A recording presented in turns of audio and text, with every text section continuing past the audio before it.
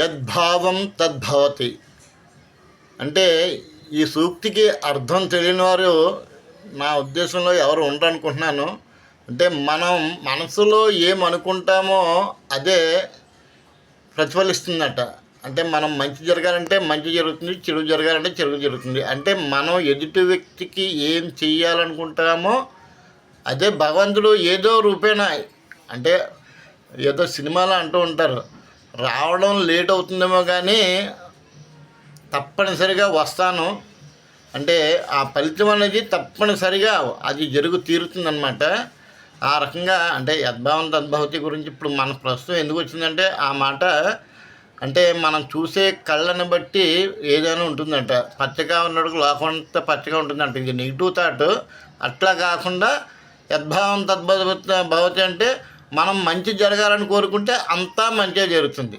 ఈ రూపేణ ఇప్పుడు నా బంధుమిత్రులందరికీ, అంటే ఎవరు బిజీలో వాళ్ళు ఉంటారో, అంటే కొంతమంది వృత్తిరీత్యా కొంతమంది విద్యార్థులు ఉన్నారు, లేకపోతే గృహిణులు ఉన్నారు, లేకపోతే ఇంకా బంధుమిత్రుల సపరివార సమేతంగా మూర్తిగాడికి తెలిసిన వారందరూ, అంటే మీ బిజీ షెడ్యూల్ని ప్రక్కన పెట్టి నా యొక్క నాకు జన్మదిన శుభాకాంక్షలు తెలియజేసినందుకు మనసా వాచ కర్మణ హృదయపూర్వకంగా అభినందనలు, కృతజ్ఞతలు తెలియజేస్తున్నాను.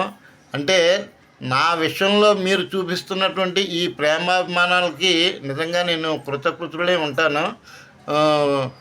కృతజ్ఞుడు కాకుండా కృతజ్ఞతలు తెలియజేసుకుంటూ ఇదే అభిమానాన్ని మీ నుంచి ఎల్లప్పుడూ పొందగోరేందుకు నా వంతు ప్రయత్నం చేస్తాను. ఈ నేపథ్యంలో కొంతమందికి ఈ మధ్యకాలంలో నా యొక్క వ్యాఖ్యానాలతోటి ఏమన్నా బాధ పెడుతున్నట్టు మీకు ఏమన్నా అనిపిస్తే కనుక దయచేసి తెలియజేయండి. వీళ్ళంతవరకు నేను కూడా సరి చేసుకుంటాను. ఈ రకంగా ముందుగా మీ అందరికీ మరొక్కసారి నా హృదయపూర్వక ధన్యవాదాలు తెలియజేసుకుంటున్నాను.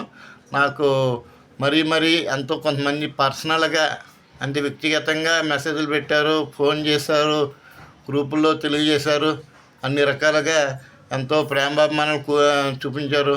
వారందరికీ హృదయపూర్వక ధన్యవాదాలు. భగవంతుని యొక్క ఆశీస్సులు నాతో పాటు మీకు, మీ కుటుంబ సభ్యులందరికీ ఉండాలని మనసా వాచా కర్మణ కోరుకుంటూ, మీ మూర్తి ఫ్రమ్ వైజాగ్.